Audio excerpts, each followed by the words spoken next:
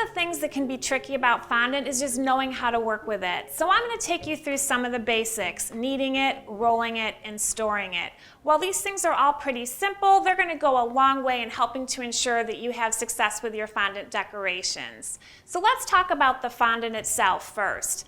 Fondant is actually a pliable sugar-based dough that can be formed into various shapes and rolled out for making decorations. Wilton's Decorator Preferred Fondant comes in a variety of colors. All of them are going to be vanilla flavored except for the brown, which is actually chocolate.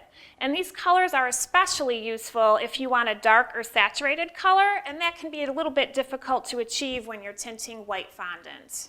If you need to do just a few small decorations, look for the smaller packages that come in a variety of colors. You can also make fondant from scratch with just a few simple ingredients. However, homemade fondant tends to be a little bit softer, so that's going to be better if you're looking to cover a cake with rather than making decorations. So if you're new to working with fondant, it's best if you stick with the ready-made fondant because that's going to have a more consistent texture that's going to hold up for cutting and shaping. Before working with fondant, you're going to have to knead it to make it pliable because out of the package, it can be a little bit hard. So it doesn't matter if you're going to be forming it into shapes or rolling it out, first you'll have to soften it. So I'm going to be using a small package of fondant here because I just have a few decorations to make.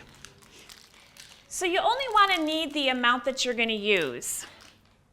You'll want to start with a clean, dry surface. I'm going to be using a silicone mat. And we're going to start by just putting the fondant down, and with a downward motion, I'm going to use the heel of my hand to apply pressure. If you're using a lot of fondant, you might want to stand up to do the kneading because that's going to be able to make it easier to apply a lot of pressure, which is really going to speed up the process. You'll probably need to do this for about 30 seconds or so. It just depends on how much fondant you're working with. Now, this is how it's going to look once we're done kneading. It's going to stretch a little bit. Once your fondant is out of the package, it's going to dry pretty quickly, and if it dries too much, you won't be able to use it. So there's a few things that you can do to keep that from happening. I'm just going to move these out of the way here. First of all, you want to roll up your fondant in a ball, and if you apply a small amount of shortening, a thin coating is going to help lock in the moisture in your fondant. The shortening is also going to help if you put it on the surface. So when you roll it out, if it's too dry, the fondant will stretch a little bit better with some help from the shortening. When you're not using your fondant, you're going to want to keep it wrapped up or in a plastic bag. So I'm actually going to wrap this tightly. So when you're still working with your fondant, it's going to be best to keep it wrapped like this just to prevent it from drying out. So now that your fondant is kneaded, we're just about ready to roll, but first we want to fill our dusting pouch. This is an essential tool when you're working with fondant. You can fill it with either cornstarch or confectioner's sugar, and we'll be using this to dust our surface. So to do this, we're just going to twist off the purple lid, and I'm actually going to be using cornstarch.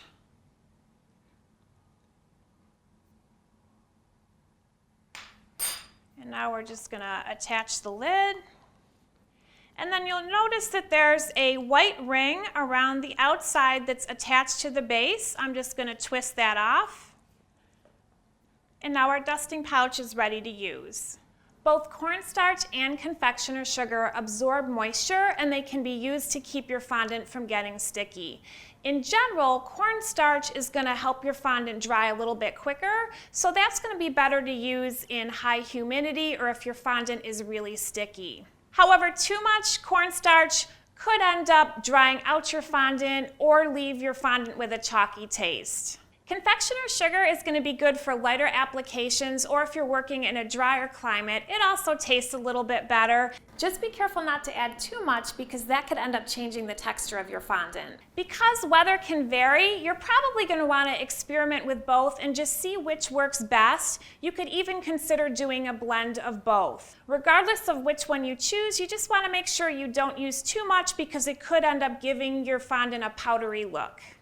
Now we're ready to start rolling. If you remember, I had put a light coating of shortening here. We're actually not going to need this. We're going to start by dusting our surface with some cornstarch. So we're going to flip this over. When you start rolling, you want to make sure that you have a nice clean surface that's free of any dirt or lint.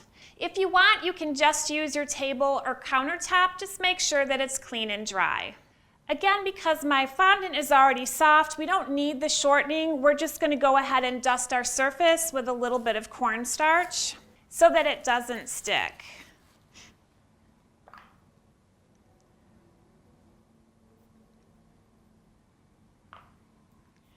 So I'm going to be using my roller, and I'm going to just use one set of guide rings here.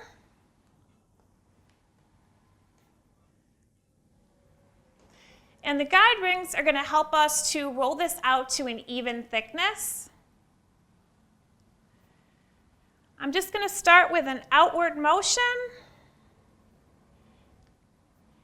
And I'm actually going to dust the top of the surface because my roller is sticking a little bit. And this is actually going to help when we go to do cutting out our shapes. So I'm actually using the purple guide rings, which are going to help me roll out my fondant to 1/8 of an inch thickness. If I want to go a little bit thinner, I would use the pink ones. They're going to let me roll out evenly to 1/16 of an inch. So I've rolled this a little bit too long, so I'm actually going to go ahead and pick this up and rotate, which is fine to do. You just want to make sure that you don't flip your fondant over. So I'm just going to continue rolling this way. That way my guide rings aren't going to get in the way and leave dents in the fondant. Now my fondant's all rolled out. When you're not working with your fondant, you actually want to keep it covered so it doesn't dry out. And if you have leftover fondant, don't get rid of it because it is reusable. You just want to make sure that you're storing it properly. So to prepare it for storage, you want to roll it back up in a ball. And then you just want to apply a thin layer of shortening, and that's going to lock in the moisture. And then I'm going to wrap it tightly in my plastic wrap.